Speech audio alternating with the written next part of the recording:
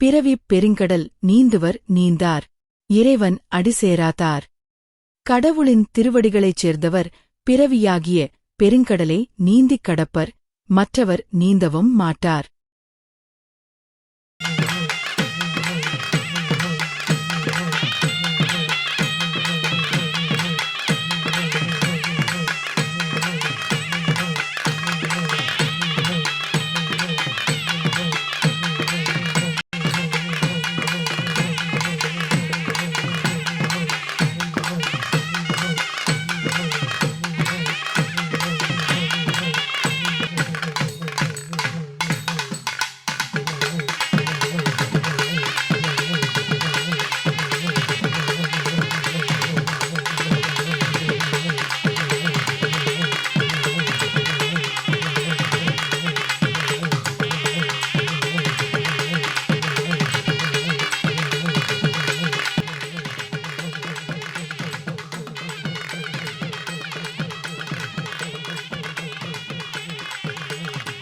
காலதேவன் 17ஆம் நூற்றாண்டின் பக்கங்களை எழுதிக் கொண்டிருந்தார்.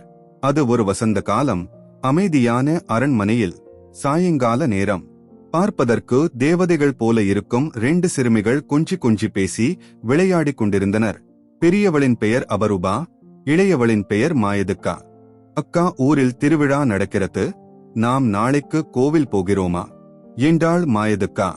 ஆமாம், அப்பா நம்மை அழைத்து செல்வதாக உறுதியளித்துள்ளார்.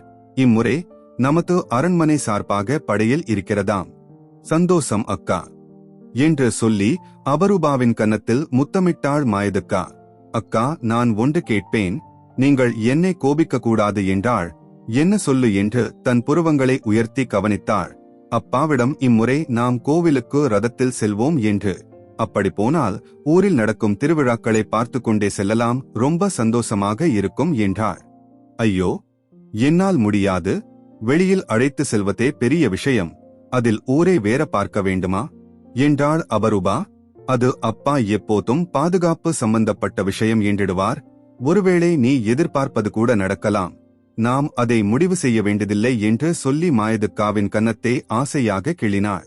சரி, என்னை பிடிங்க பார்ப்போம் என்று சொல்லி ஓடிப்பிடித்து சந்தோஷமாக விளையாடிக் கொண்டிருந்தனர். அரண்மனையில் வேகமாக ஒரு காவலாளி மந்திரியிடம் வந்து மன்னரிடமிருந்து ஒரு தகவல் என்றான். அவனை மெதுவாக இங்கு வா என்று அரண்மனையில் யாரும் இல்லாத இடத்திற்கு அழைத்து சென்று சொல் என்றார் மந்திரி. நாளை பயணம் சுரங்க பாதை வழியாக என்றார் மன்னர். உடனே சுரங்க பாதையை சுத்தப்படுத்தி ஆய்வு செய்து தயாரான நிலையில் வைத்திருக்க சொல்லிருக்கிறார். சரி, மன்னரிடம் சொல்லிவிடு, நாளை மதியம் புறப்பட்டால் சாயங்காலம் கோவிலை அடையலாம் என்று சொல்லி தகவல் பெறப்பட்டது என்பதை உறுதிப்படுத்திவிடு.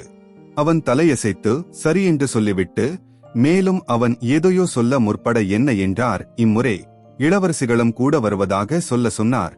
அதை கேட்டவுடன் மந்திரி முகம் மலர்ந்து, ஆம், அறிவோம், அம்மனுக்கு படையில் நேர்த்திக்கடன் இருக்கிறது இம்முறை என்று சொல்லி தலையசைத்து அவனை கிளம்ப சொன்னார். பின்னர் அவன் சென்றவுடன் அவரது ரகசிய படை வீரர்களை சந்தித்து சுரங்க பாதையை ஆயத்தம் செய்ய சொல்லிவிட்டு மீண்டும் திருவிழா நிகழ்வுகளை பற்றி அங்கிருந்த நிர்வாகிகளிடம் கேட்டுக்கொண்டிருந்தார். மறுநாள் காலையில் மாயதுக்கா ஓடி வந்து, அக்கா, இன்னும் நாம் கோவிலுக்கு போக ஆயத்தம் ஆகவில்லையே என்றாள். ஆமாம், இன்று மதியம்தான் கிளம்புகிறோம். ஒரு முக்கியமான விஷயம் யாருகிட்டையேயும் சொல்லக்கூடாதும். சரி என்று தலையசைத்து சொல்லுங்கள் என்றாள். இம்முறை நாம் சுரங்கப்பாதை வழியாக கோவிலுக்கு போகிறோம் என்றாள். சுரங்கப்பாதையா? அது என்ன அக்கா என்றாள். அது ரகசியமான பாதை. நம் அரண்மனையில் இருந்து நேராக பூமிக்கடியில் கோவிலுக்கு போயிடலாம் என்றாள். பூங்க அக்கா, என்னிடம் விளையாடுகிறீர்கள்? அது எப்படி இருக்கும் என்றாள். அட மாயதுக்கா, என்னை நம்பவில்லையா? சரி, போகும்போது பேசிக்கொள்வோம் என்று சொன்னாள். ஆனால் யாரிடம் இது பற்றி பேசக்கூடாது என்றாள். அவள் பிரமிப்பா தலையசைத்தாள். மதிய நேரம் வந்தது. மன்னரும் அவரது காவல் அதிகாரிகளும் சுரங்க பாதை இருக்கும் அறையின் பக்கம் வந்து நின்றனர். ராணி மண்டப அறையில் இருந்து ராணியும் 2 இளவரசிகளும் வேகமாக நடந்து வந்து மன்னரின் அருகில் நின்றனர்.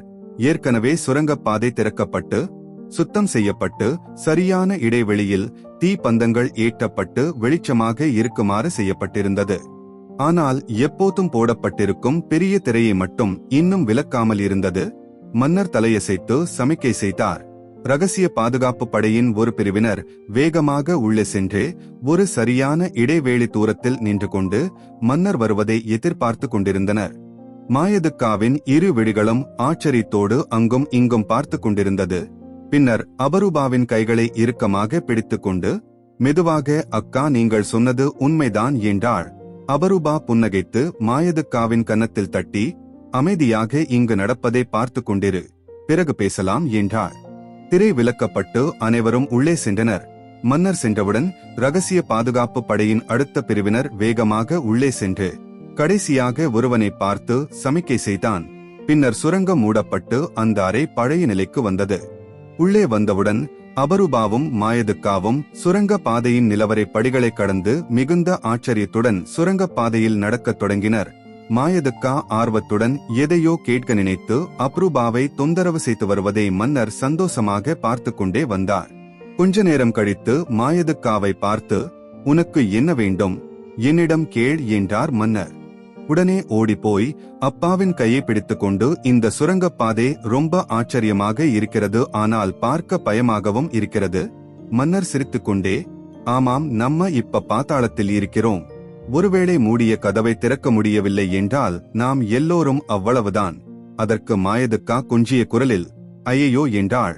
மன்னர் மீண்டும் பயமாக இருக்கிறதா என்றார். ஆமாம் என்றாள் மாயதுக்கா. பயப்படாதே, என்னிடம் வேறு பாதைகளும் இருக்கிறது, நாம் வெளியில் வந்துவிடலாம் என்றார். சற்று நிம்மதி அடைந்து, இதை எப்போது கட்டினீர்கள், எனக்கு இதை பற்றி தெரியாது.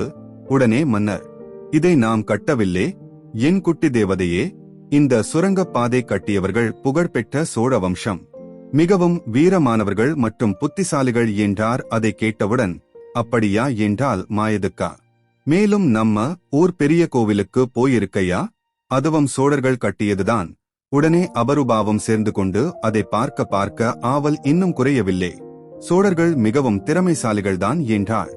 இன்னும் எவ்வளவு தூரம் போக வேண்டும், மாயதுக்கா கேட்டாள். நாம் இப்போது கிழக்கு நோக்கி போய்க் கொண்டிருக்கிறோம், குறைந்தது 2 மணி நேரம் ஆகும். சிறிது தூரத்தில் சென்று ஓய்வெடுக்க இடம் இருக்கிறது, அங்கு சென்று ஓய்வெடுப்போம் என்றார் மன்னர். மீண்டும் மாயத்துக்கா மன்னரை நோக்கி, அம்மா சொன்னாங்க ஏதோ படையல் என்று, அது என்ன என்று கேட்டார். ராணி அமைதியாக மகள் அப்பாவின் கைகளை பிடித்து நடந்து கொண்டே அவள் பேசி வரும் அழகே ரசித்தவாறே வந்தாள். அதுவா, அது ஒரு நேர்த்திக்கடன்.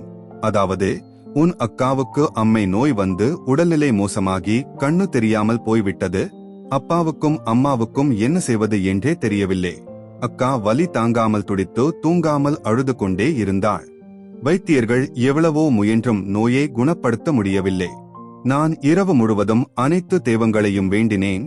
காலை 4 மணிக்கு மேல் அபரூபா அழுது அழுது அசந்து தூங்கிவிட்டாள். பின்னர் நானும் அசந்து தூங்கிய நேரம் என் கனவில் திடீரென தாத்தா வெங்கோஜி மகாராஜா தோன்றி ஒரு சின்ன பெண் போன்ற ஒரு அம்மனை தரிசித்துக் கொண்டிருப்பது போலவும், பின்னர் தம்மிடம், நீ உடனே புன்னை நல்லூர் மாரியம்மனை தரிசித்து வா, குழந்தைக்கு நோய் குணமாகிவிடும் என்று சொல்லி மறைந்தார். இதை கேட்டவுடன் மாயத்துக்கா, அப்படியா என்று ஆச்சரியத்தோடு பார்த்து அப்பாவையும் அக்காவையும் பார்த்தாள். அபரூபா ஆமாம் என்று தலையசைத்தாள். பிறகு என்னாச்சு சொல்லுங்கள் என்றால் ஆவலோடு. நாங்கள் உடனே கோவிலுக்கு ஓடிப்போய் பார்த்தபோதுதான் புரிந்தது. தாத்தா வெங்கோஜி மகாராஜா கோவில் கட்டி அம்மனை வணங்கி வந்ததையும், அம்மன் அருள் தெரியாமல் நாங்கள் கோயிலை மறந்ததையும் உணர்ந்து அம்மனிடம் எங்கள் தவறை மன்னிக்க வேண்டி அக்காவை குணப்படுத்த அம்மனின் காலில் விழுந்து வணங்கினோம். அதோடு மட்டுமல்லாமல் அக்கா குணமானால் வரும் வருடங்களில் விவசாயத்தில் அரசபாகத்தில் ஒரு பகுதியை கோவிலுக்கு அளிப்பதாக வேண்டி நேர்ந்து கொண்டோம். அம்மன் அருளால் அக்கா குணமாகினாள். உடனே நாங்கள் கோவிலை பராமரித்து வருஷ வருஷம் திருவிழா நடத்தி அரசபாகத்தில் ஒரு பகுதியை தொடர்ந்து கொடுப்பதாக சொன்னார். இதைத்தான் நாங்கள் இப்போது படையல் என்று சொல்லுகிறோம். உடனே மாயத்துக்காவின் கண்களில் கண்ணீர் வந்து ஓடிப்போய் அக்காவை கட்டிப்பிடித்துக் கொண்டாள். அபரூபா மாயதுக்காவின் கன்னத்தோடு கன்னம் வைத்து, நாம் இப்போ வணங்க போற அம்மன் மிகவும் சக்தி வாய்ந்தவர், அதனால் நீ நல்லா வணங்கி நம்மை பாதுகாக்க வேண்டிக்கொள் என்று அமைதியாக சொன்னாள். சரி என்று தலையசைத்தாள். அக்கா, அம்மனை பற்றி சொல்லுங்கள் என்றார். அதற்கு, நம் தாத்தா வெங்கோஜி மகாராஜா போன்ஷ்லே வம்சத்தில் பிறந்த மராட்டிய பேரரசின் நிறுவிய சத்ரபதி சிவாஜியின் இளைய தம்பி ஆவார். தாத்தா வெங்கோஜி மகாராஜா தஞ்சை நாயக்கர்களை வென்று தஞ்சை மராத்திய அரசை நிறுவினார். வெங்கோஜி மகாராஜா சமயபுரம் மாரியம்மனை வணங்கி அருள் பெற்று வருவது வழக்கமாக வைத்திருந்தார். ஒரு முறை நேரம் அதிகமானதால் கோவிலிலேயே தங்க வாய்ப்பு கிடைத்தது. அன்று இரவு மன்னர் ஒரு கனவு கண்டார். அப்போது மாரியம்மன் போல வேடமிட்டு கொண்ட ஒரு சின்ன பெண் புன்னை மரங்கள் நிறைந்த காட்டில் புற்று உருவாய்தான் அருள் பாலிப்பதாகவும், அங்கு வந்து தன்னை தரிசிக்கும்படியும், புன்னை மரங்கள் நிறைந்த அந்த காட்டின் அருகே தனக்காக ஒரு கோயில் கட்டும்படி ராஜாவிடம் கேட்டுவிட்டு மறைந்து விட்டார். மறுநாள் காலை மன்னர் தாம் கனவில் கண்ட இடத்தை தேடி புறப்பட்டார். அங்குள்ள புன்னை வனக்காட்டில் எழுந்தருளியிருந்த புற்று அம்மனை கண்டுபிடித்தார். பின்னர் அங்கு ஒரு சிறிய கோவிலை கட்டி அம்மனை வணங்கி அருள் பெற்று வாழ்ந்து வந்தார் என்றாள் அபரூபா. இதை ஆவலோடு கேட்டுக்கொண்டே வந்தாள் மாயதுக்கா. அப்போது அங்கு ஓய்வெடுக்கும் அறை வந்தது. சிறிது நேரம் ஓய்வெடுத்துவிட்டு மீண்டும் நடக்க ஆரம்பித்தார்கள். மாயதுக்கா, அக்கா, நம் அப்பா துளஜா மகாராஜா மாரியம்மனுக்கு கோயில் மண்டபம் கட்டினாரா என்றாள். அதற்கு ஆமாம் என்றாள் அபரூபா. அங்கு வந்து பாரு, அம்மை நோய் கண்டவர்கள், கண் நோயால் பாதிக்கப்பட்டவர்கள், தோல் வியாதியால் பாதிக்கப்பட்டவர்கள், வயிற்று வலியால் பாதிக்கப்பட்டவர்கள், உடம்பில் சொறி சிரங்கு உள்ளவர்கள், உடம்பில் கட்டிகள் ஏற்பட்டு தொல்லை உள்ளவர்கள், உடல் நலம் கடுமையாக பாதிக்கப்பட்டவர்கள், மருத்துவரால் கூட கைவிடப்பட்டவர்கள் எல்லாரும் இந்த கோவிலுக்கு வந்து வேண்டி அம்மன் அருள் பெற்று தங்கள் நோயில் இருந்து குணமடைகிறார்கள். குணமடைந்தவுடன் தங்கள் நேர்த்திக் கடனை கோவிலுக்கு வந்து மாவிளக்கு எடுப்பது, உப்பு மிளகு இடுவதும், வேப்பஞ்சேலையை உடுத்தி அக்கினி சட்டி எடுப்பதும், கோயில் தீர்த்தமான வெள்ளக்குளத்தில் வெல்லம் வாங்கி போடுவதும் பக்தர்களால் செய்யப்படுகின்றது. புற்று மண்ணை பிரசாதமாக எடுத்திட்டு போவார்கள் என்றாள் அபரூபா. இவ்வாறு சொல்லிக் கொண்டிருக்கும் போதே கோவிலில் இருந்து வரும் மேளச்சத்தம் மெதுமெதுவாக சுரங்கப்பாதையில் கேட்க ஆரம்பித்தது. மன்னர், நாம் கோவிலை அடைந்துவிட்டோம், கவனமாக இருந்து அம்மனை நல்ல முறையில் வேண்டுங்கள் என்று சொல்லி நிலவரையின் படிக்கட்டுகளை கடந்து சுரங்கப்பாதையில் இருந்து வெளியே வந்து பாதுகாப்பு படைகள் சூழ அம்மனை நோக்கி நடந்தனர். மன்னரை கண்டவுடன் மக்கள் அனைவரும் மன்னர் வாழ்க, மன்னர் வாழ்க என்று கோஷமிட்டனர். மன்னருடன் மந்திரி வந்து சேர்ந்து கொண்டார். பின்னர் அனைவரும் அம்மனை வணங்கி படையலை சமர்ப்பித்து அருள் பெற்று சந்தோஷமடைந்து திருவிழா நிகழ்ச்சிகளை மகிழ்ச்சியாக கண்டுகளித்தனர்.